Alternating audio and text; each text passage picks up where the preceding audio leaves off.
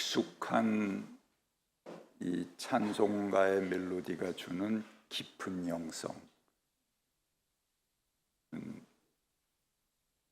좋았습니다. 감사드립니다.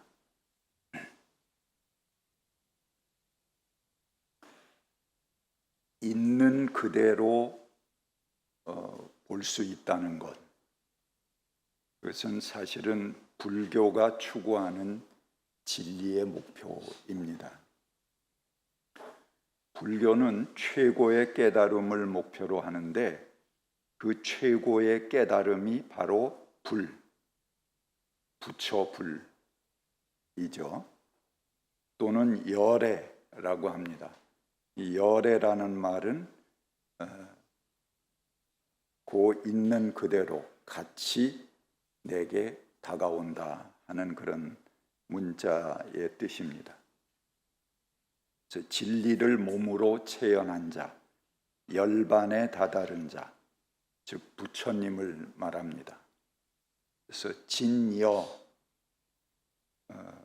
진짜의 그 모습입니다.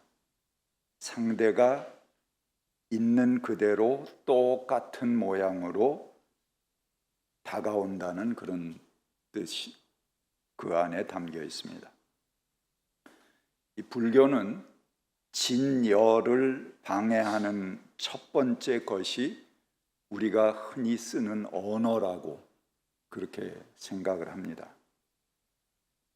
여러분, 우리가 언어가 굉장히 과학적인 것 같지만 사실은 굉장히 맹목적입니다. 대칭적인 개념들을 가지고 있습니다. 전부 상대적인 개념들이죠. 이런 사상이 동양 사상에 널리 퍼져 있습니다. 도덕경에 이런 말이 있습니다. 유무상생, 있고 없음은 서로 생겨나는 것이다 하는 것이죠. 있다 없다 하는 말 자체가 하나의 상대적인 말입니다. 여러분, 이렇게 있으면 이게 여기 있다 그러잖아요. 근데 이렇게 오면 없다 그래요.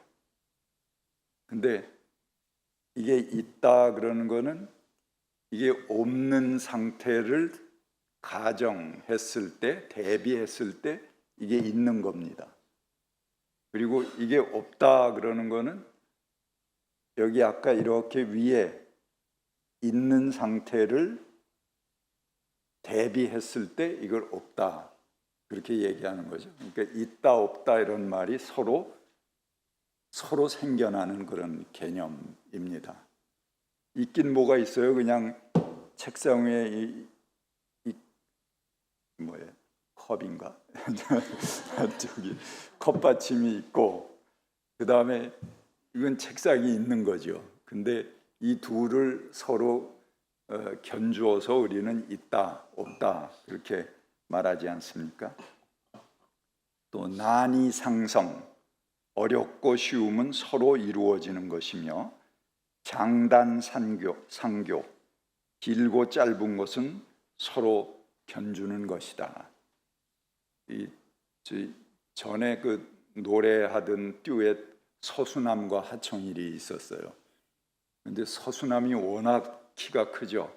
그러니까 하청일이 뭐 이렇게 난쟁이 같이 땅딸보 같이 뭐 그렇게 연기를 하고는 했는데 사실은 하청일 키가 180이 넘는 사람입니다.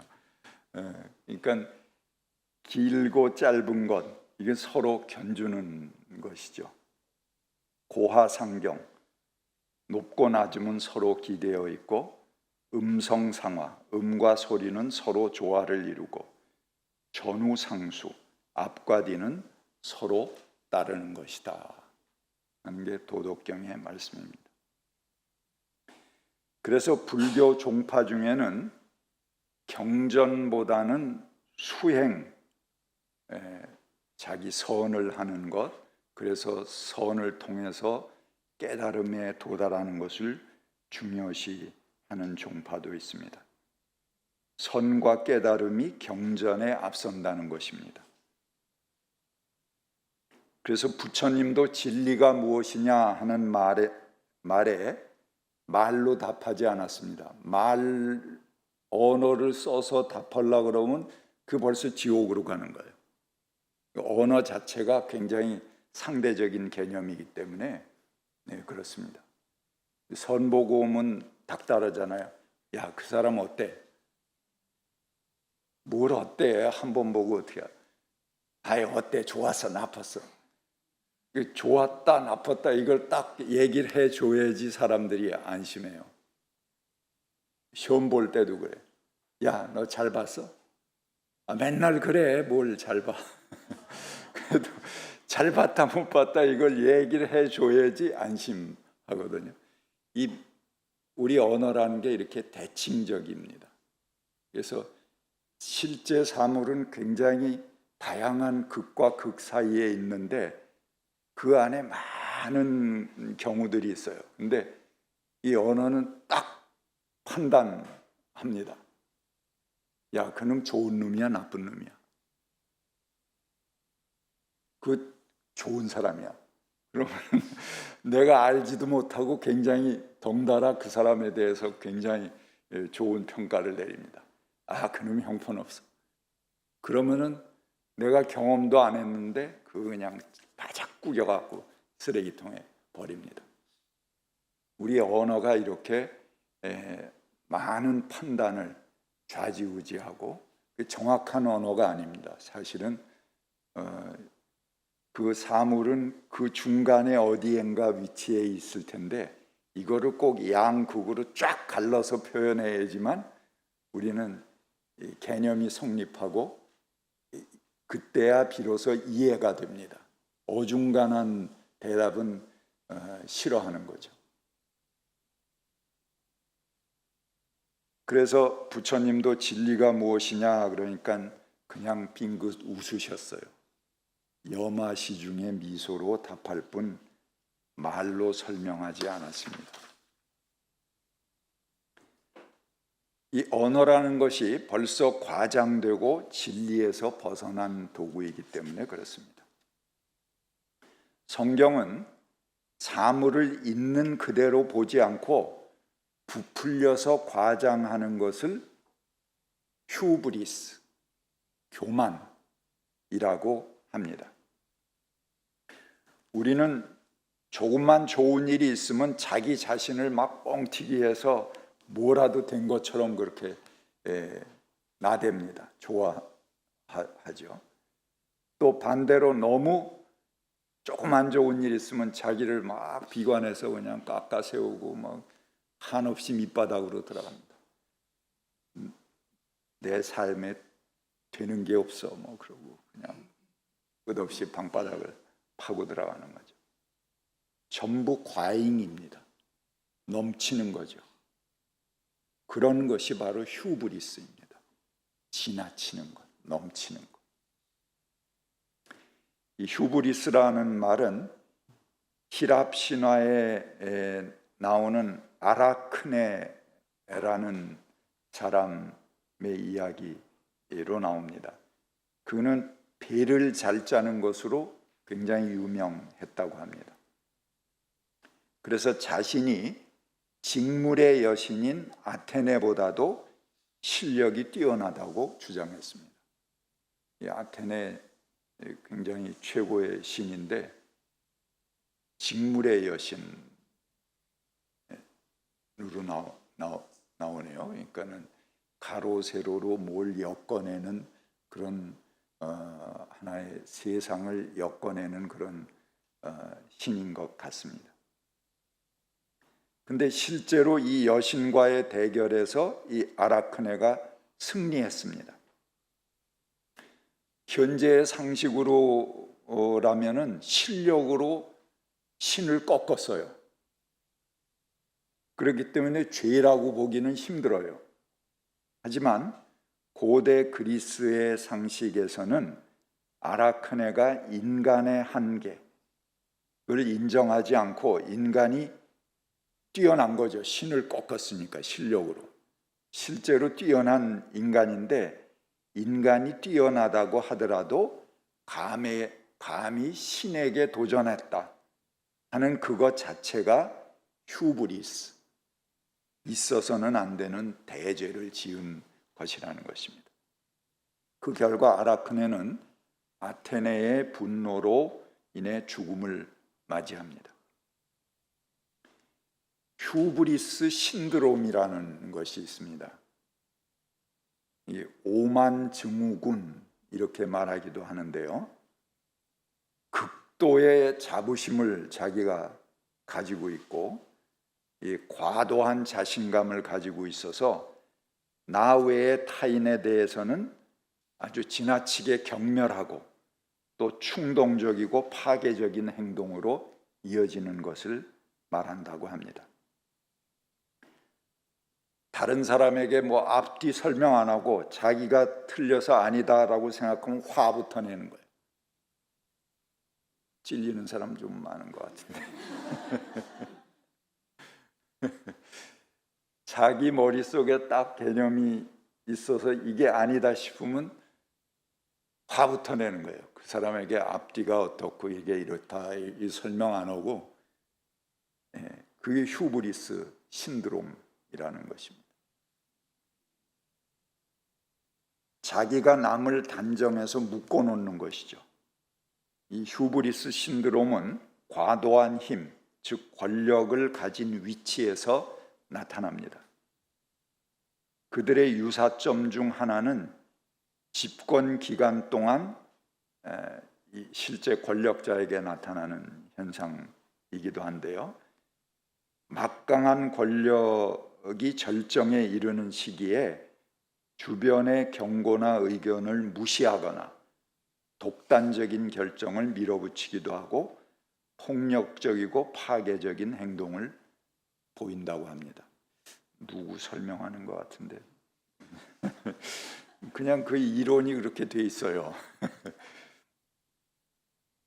자신에 대한 자부심이 과도해서 타인을 무시하거나 경멸하고 무례하게 행동하고 또 그러한 태도를 자신의 능력이라고 생각하는 것입니다. 아, 이건 내 능력이야. 또 나의 리더십의 중요한 부분이야. 이렇게 착각하는 것입니다. 자기 긍지로 삼는 것이기 때문에 잘 고쳐지기가 힘듭니다. 겸손하지 못하고 자신이 신의 경지 혹 그 이상의 존재로 착각해서 자기 스스로를 우상화하게 됩니다. 적어도 신앙인이라면 그런 자신의 모습을 스스로 체크할 수 있어야 됩니다. 그거를 볼 수 있어야 됩니다. 우리가 주변의 사건이나 사물을 있는 그대로 보게 되면 우리 안에 많은 여유로운 공간들이 생겨나게 됩니다. 그러나 내가 당한 어떤 일들을 대개 부풀려 보기 때문에 우리 마음은 부풀어 오른 그 허상들로 가득 차 있습니다. 그것이 우리에게 독성을 품어내고 우리의 감각을 마비시킵니다. 사람들은 조금만 잘 되면 교만해집니다. 그냥 함께 살아가면 되는데 조금 더 인정받고 싶어지는 것이죠. 그래서 본인이 절대적인 자리에 있다고 착각합니다. 신이 된 것처럼 행동합니다. 바로 우리가 경계해야 되는 것입니다. 하나님은 이 인간의 교만을 지극히 싫어하십니다. 우리가 교만한 그 마음을 갖는 순간 이미 그건 하나님께 도전하고 있는 것입니다. 나의 인간의 자리를 포기하는 것이죠. 인간이 교만해지면 반드시 그 주변에 해를 끼칩니다. 나만큼 남도 소중하다 하는 진리는 바로 예수님이 가르쳐 주신 가장 기본적인 진리입니다. 근데 교만한 사람에게는 항상 내가 주인공입니다. 그리고 너는 나를 드러내기 위한 배경에 불과하다. 그렇게 생각하는 것이죠. 교만한 사람은 자기를 과신하다가 스스로 피해를 입은 이재민이 되어버립니다. 그래서 자기 생애를 그 이재민인 상태로 마무리하게 됩니다. 어떤 사람은 그것으로 내가 정상에 올라간 것처럼 보입니다. 하지만 보통은 그들을 그리로 올라가게 해준 많은 어깨들이 있습니다. 거기 도달할 수 있게 해준 여러 가지 호의적인 상황들이 있고 그들을 딛고 올라서게 해준 목덜미들에 대한 고마움, 그런 것이 거의 없습니다. 막상 정상에 오른 사람들도 올라보니 오래 지속적으로 자기를 만족시켜줄 만한 것이 거기에 없다 하는 것을 그제서야 깨닫고 허망함을 느낍니다. 겸손하다는 말은 무엇일까? 겸손은 낮은 자리로 가는 것이 아닙니다. 높고 낮고 이런 말을 쓰는 순간 이미 낮아질 수 없습니다. 아니면 억지로 낮은 척하는 것이 되어버립니다. 겸손은 그 사람의 존재 자체가 그런 모습이어야 합니다. 어떤 존재든지 내가 인위적으로, 자기적으로 상대를 보는 것이 아니라 하나님께서 창조하신 그 사람의 존재를 그 존재 자체로 인정하고 그 사람을 있는 그대로 볼 수 있어야 합니다. 그러려면 자기의 처지를 즐길 줄 알고 늘 기뻐하고 감사할 수 있어야 됩니다. 그런 삶의 모습이 늘 몸에 배어 있어야 합니다. 내가 항상 기뻐하고 감사하는 것이 체질적으로 되어 있는 사람만이 사물을 있는 그대로, 저 사람을 하나님이 저렇게 오묘하게 창조하셨구나 하는 게 보여지는 것입니다. 근데 자기 안에 감사와 기쁨이 없으면 내 안에 그게 없는데 다른 사람에게 있는 감사와 기쁨을 어떻게 찾아내겠어요? 보이지 않습니다. 사물을 있는 그대로 볼 수 있을 때 내 주변의 사람들의 존귀함을 비로소 인식하게 됩니다. 내 주변의 존재를 기뻐하는 것이 진정한 겸손입니다. 당신들이 있어서 내가 참 살만 난다. 당신들로 인해 참 기쁘고 행복하다는 것을 비로소 인식할 때 겸손이 시작되는 것입니다. 내 주변의 사람들을 인정하고 칭찬하고 격려할 수 있을 때 그때 더불어 삶을 만들어가는 동료들이 보일 것입니다.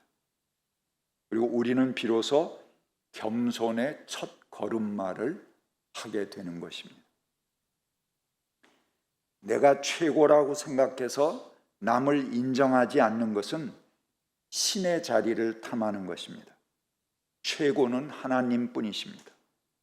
우리는 다 그만하기 때문에 서로의 부족함을 서로 도와서 메꾸어주는 그런 동료들입니다. 그런 과정에 불과한 것입니다. 그런데 어느 순간 내가 그를 누르고 싶어질 때 거기에서 온갖 지나친 꾀가 나오고 사악한 꾀가 나오는 거죠. 그리고 악이 꼬리를 물고 발생하게 되는 것입니다. 우리는 신의 자리에 그때 나도 모르게 우뚝 솟아서게 됩니다. 진정한 겸손은 내가 주변의 사람들을 인정하고 그들의 좋은 점들을 보기 시작할 때 시작되는 것입니다. 타인의 귀한 것들이 보이기 시작했을 때 우리는 비로소 하나님 나라를 발견하게 됩니다. 이현주 목사님께서 올리신 묵상 글 중에 이런 내용이 있습니다. 새벽 꿈결에 마른 하늘 벼락 같은 한마디 듣고서 깜짝 놀라 벌떡 일어난다. 죽도록 충성했어도 네가 했으면 그것이 죄다. 회개하라. 하늘나라가 가까웠다. 그렇다. 죄란 누구를 해치고 미워하고 도둑질하는 것이 아니라 정의를 위해 싸우면서 아버지를 외면하는 것이 죄다. 자선을 베풀면서 어머니를 등지는 것이 죄다. 무슨 일을 했든지 그 일을 한 게 너였으면 그 무엇으로 죄를 지은 것이다. 내 몸을 불사르게 내준다 할지라도 거기에서 사랑이 배제되었으면 큰 죄를 지은 것이다. 진실로 죄는 악에서 나오는 것이 아니라 무지에서 나오는 것이다. 우리가 하나님을 체험하기 위해서는 아주 조금만 노력하면 됩니다. 자신을 고요하게 만든 다음에 가만히 머물러 있기만 하면 됩니다. 하나님을 신뢰하는 마음으로 그분 안에 머물러 있으면 그러면 자연스럽게 하나님이 내게 다가오십니다. 제가 한 1년 전부터 이 두통 때문에 고생을 했습니다. 처음에는 어디가 아픈지도 모르고 단지 그냥 머리가 지끈지끈 아프고 참 특히 저녁이 되거나 이렇게 늦은 시간이 되면은 굉장히 두통이 심해졌습니다. 그래서 진통제만 열심히 먹었습니다. 그런데 가만히 살펴보니까 정확하게 그 두통이 오른쪽의 두통이었어요. 그리고 온 몸을 이렇게 자세히 만져보니까 이 오른쪽 목에 있는 근육이 심하게 뭉쳐 있는 것을 발견하게 됐습니다. 그 다음에 가만히 제 습성을 보니까 오른쪽에도 괜히 쓸데없이 힘을 줘요. 운전할 때도 이 오른팔에, 왼팔은 그냥 놔두고 오른팔에 굉장히 힘을 주면서 운전한다. 그런 거를 발견하게 됐어요. 또 이렇게 서 있을 때도 보면 오른쪽에 힘을 주면서 서 있구나. 그런 것들을 하나하나 알아차리기 시작을 했습니다. 그래서 이제는 두통이 오면 그 뭉쳐있는 근육을 이 목베개 같은 그런 걸 여기다 대고 문질러 줍니다. 그렇게 하는 것이 타이레놀이나 진통제를 먹는 것보다 훨씬 효과가 빠릅니다. 이것을 알아차리는 것이 쉽지 않습니다. 한 1년 정도 걸렸어요. 몸의 미세한 습성을 알아내는데 1년 가까이의 시간이 걸렸습니다. 그동안 정형외과도 가고 내과도 가고 많은 진료도 받았습니다. 수많은 진통제도 먹었습니다. 그렇지만 알아차리기가 쉽지 않았습니다. 자기 몸에 대한 것도 알아내는데 이렇게 오랜 시간이 걸리고 쉽지 않은데 나의 마음이나 영혼에 대한 병을 알아차리는 것이 얼마나 힘들겠습니까? 내가 심적으로 무언가 균형이 잡혀 있지 못할 때, 꼭 내가 뭐 나쁜 의도를 가지고 남을 해하려고 하는 그런 의도를 거를 갖지 않았다고 하더라도 내가 살아온 삶의 과정, 나의 성장 과정을 통해서 나도 모르는 사이에 나의 의도와는 다르게 내가 치우쳐 있는 그 어느 것을 발견하는 것. 그래서 나의 마음과 영혼이 중심에서 벗어나 있거나 병들어 있으면 아마도 그 치우침은 그동안 수많은 인간관계 등을 통해서 많은 흔적들을 남겨놨을 거예요. 근데 내가 모르고 지나가는 거지. 그것이 얼마나 주변의 사람들을 힘들게 했는지, 가족은 물론 만나는 모든 사람들에게 민폐가 되지 않았는지 자신을 살피고 돌아볼 일입니다. 그것이 우리 기독인들의 영성 수련입니다. 나도 모르는 사이에 치우쳐 있는 나 자신을 찾아내는 것입니다. 몸이건 마음이건 나를 알아차리는 것이 참 쉽지 않습니다. 우리 민명의 권사님께서 음악을 하셨지만 상담학으로도 아주 좋은 논문을 쓰셨어요. 거기에 그 논문에 이런 글이 있습니다. 그 집에서 강아지를 키운 경험담이 담겨 있는데요. 그 강아지가 화장실에서 용변 볼 것을 기대했는데 뭐 이 강아지가 말을 그렇게 잘 듣습니까? 매일 거실에다가 실례를 하더라는 것입니다. 그래서 권사님이 그걸 치우면서 불평을 합니다. 이 강아지를 꾸짖는 것은 물론이고 그것으로 인해서 강아지를 좋아하는 아이들과도 충돌이 잦아지게 됩니다. 그로 인해서 자신에 대한 태도에 대해서 생각해보고 아주 중요한 성찰을 고백합니다. 나는 그 생명의 존재 자체를 사랑하거나 수용하지 못하고 있다. 진정 어떤 생명체를 사랑한다면 그것에서 오는 불유쾌하고 부정적인 부분까지도 수용할 수 있어야 한다. 우리들의 인간관계도 이와 다를 것이 없는데 그토록 가깝던 친구와 서운해지는 경우가 있다.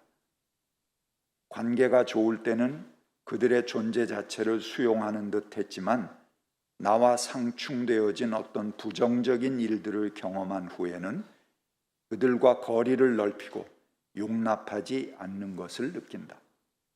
이러한 인간의 태도들을 볼 때 존재 자체를 사랑한다는 것, 있는 그대로 사랑하는 것이 얼마나 어려운 일인지 실감나게 된다. 이런 글이었습니다. 오늘 성서 본문은 순복음교회에서 아주 전용표로 쓰는 구절입니다. 나에게 능력을 주시는 분 안에서 나는 모든 것을 할 수 있습니다. 할 수 있으면이 무슨 말이냐 그러면서 이거 크게 써놨죠. 순복음교회. 그래서 하나님께서 내게 무엇이든지 할 수 있게 능력을 주신다는 뜻으로 이 말씀을 사용하는데 여러분 빌립보서 그 본문을 자세히 보세요. 바로 그 앞절에 뭐라고 되어 있습니까? 나는 비천하게 살 줄도 알고 풍족하게 살 줄도 압니다. 배부르거나 굶주리거나 풍족하거나 궁핍하거나 그 어떤 경우에도 적응할 수 있는 비결을 배웠습니다.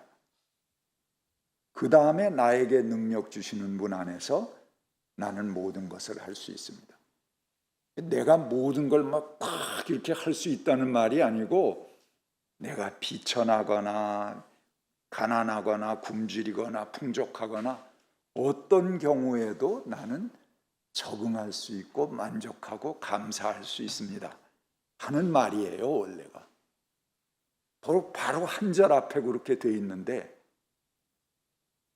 그 말씀도 그 성경대로 읽질 못하고 자기가 보고 싶은 대로 보고 왜곡하는 게, 그리고 뻐젓이 그 교회마다 그걸 또 걸어놓고, 바로 한 절 앞만 보면은 전혀 정반대의 뜻이라는 것이 드러나는데, 이렇게 우리는 비틀어진 세상 속에 살고 있습니다.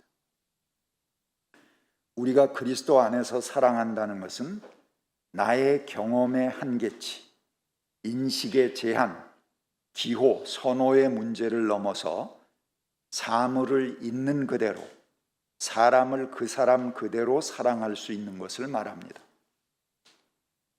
이것은 나에게 기초한 사랑이 아니라 하나님께서 창조하신 손길 그대로 하는 사랑을 말합니다. 이것이야말로 그리스도의 사랑, 하나님의 사랑이 될 것입니다.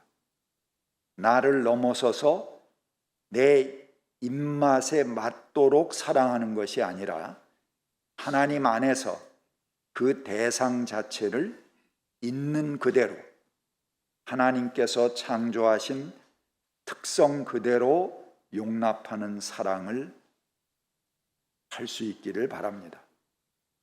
그런 사랑을 위해서 여러분들이 기도하고 노력하시기를 바랍니다. 같이 묵상하겠습니다.